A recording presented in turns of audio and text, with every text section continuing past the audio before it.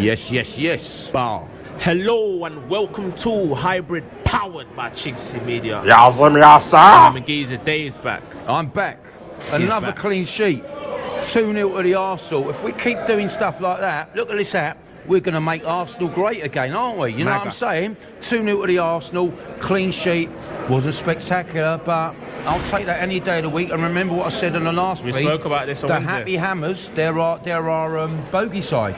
We bossed it today.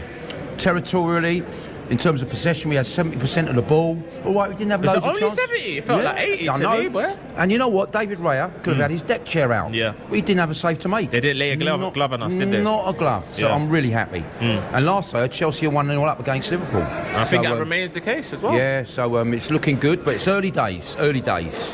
All right, well Dave, happy. if Arsenal got into a situation, similar situation to 22-23, where we was, you know, top for most of the league. Was that the season where we were 8 points ahead at one stage?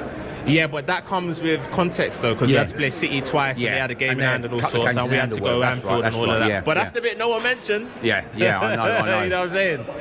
But yeah, if we was to get into maybe 5-6 points lead, do you think, because remember, as I told you, we was favourites on. So basically, prior to today, we was favourites for the league.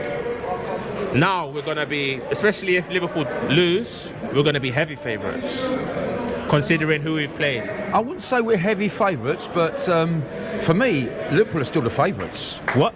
Even if they lose as well? Even if they lose, yeah. I think they've got so much firepower, that scares me. They have got firepower all over the place. I think we're better defensively, but what Arsenal do struggle a little bit is, you know, like today, West Ham had the double block, you know, 11 men behind the ball for at least 60% of the game. It's teams like West Ham that we sort of struggle to break down. They refuse to come out. You know, they put 4 or 5 buses up. Never mind one bus. Parksy bus. Yeah. So that's the teams we struggle against. So I think if we have a bit more invention and creativity, I think we'll be really up there.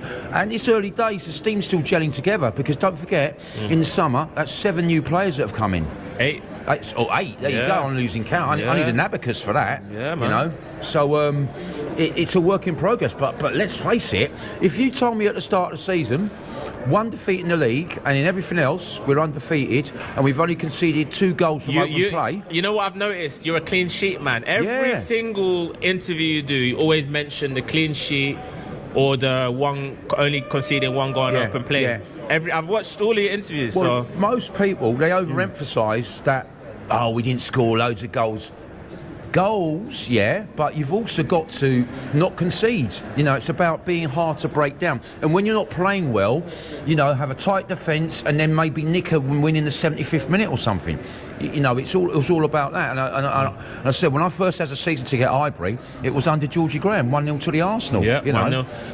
Yeah, I'm just about old enough to remember that catchphrase, 1-0 to the Arsenal. Yeah, and then obviously Mourinho did his thing with Chelsea. I mean, Georgie Graham was so obsessed. You know what he did in training? He used to get the players. They have a rope. Yeah, literally a rope, and so they were that strict. Four, they were that strict with the offside rule. Obviously, then the offside rule changed and that. Winterburn, yeah, that's it. Yep, Lee Dixon and all that. Yeah, Martin Keown then came into it as well, and it was just rigid. And what they used to do, they used to compress the play into the middle. They used to sort of like make it so that most of the play was in the thin strip in the middle of the pitch. It was awful to watch, but we won things. Yeah. You know, I'm not saying we go back to those dark days, because that really was the dark age of the offside trap. Now there's a lot more expansive football play, because respect goes to Pep Guardiola, because he stretched the play like an elastic band. You know, and every team now, since his successful Barcelona period, play out from the back. Even like non-league grassroots football, you know, even pub teams. He revolutionised women's footballers do it, and we're all doing it. It's almost like pre-Guardiola style of football, post-Guardiola style of football, you know, from probably, 2008, 2009 to now, where Yeah. you can see he's absolutely changed the mindset of English football. And he's football as a arguably whole. one of the all-time greats because Yeah. he's done it in several countries, not just one country. Like Yeah. Ferguson was up there, you know, obviously Bill Shankly, they're up there as all-time greats, but they just did it in one country. He's done it across cultures, different countries, and he hasn't finished yet. I mean, you know, and he did four titles in a row for Man City. Yeah, you know, as well as the treble and everything else, and he hasn't finished yet. You know, hopefully he has. Well, Big Dave has said Manchester City are his favourites for the league. My mouth was on the ground when he said that. But in saying that, I hope we don't do what we did with Liverpool last season and forget that they're capable of winning the league. Because that's a good point. Man City are in this. Well, if they go, look, they've done it before. They've done it loads of times, and they know, and they've got it in their club DNA and their culture to basically go on a run. You know, where they'll win about 15 games in a row. You know, and it's just unstoppable. And as I said, poor old Liverpool about 3 or 4 seasons ago, they only lost 1 game, and they still get the title.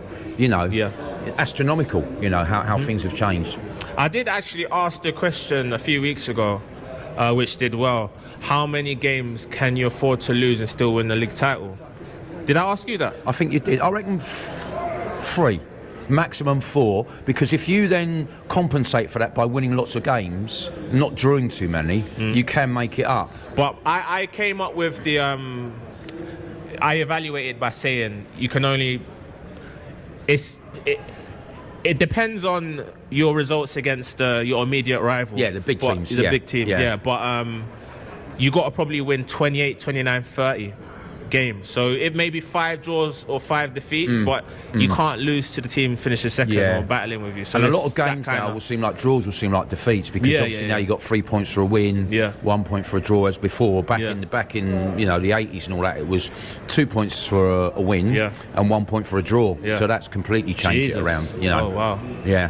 Okay, we've got Fulham now after the break, so we've got a little breather, 2-week breather after the international break. We go straight into Fulham. We play before Liverpool, who play Manchester United at Anfield the next day. Talk to me, man. So you mean Liverpool, Man United at Anfield? Yeah, after the international break, you've got Liverpool, Man United there. That's a huge game. But they play after us. Yeah. We play first.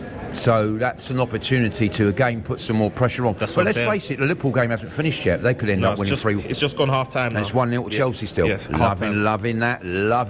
But at the end of the day, you know, could be a game of 2 halves. They could end up winning 4-1 or something. I hope they don't, but you never know. You never know. You never know. But at the moment, the glorious Gunners, the rip-roaring Reds, guess what? We are top of the league. We are top of the league. I said, we lovely, are jubbly. top of the league. I said, we are top of the league. And I'm saying that because it might not last. So I'm getting it in there right now. You know what I mean?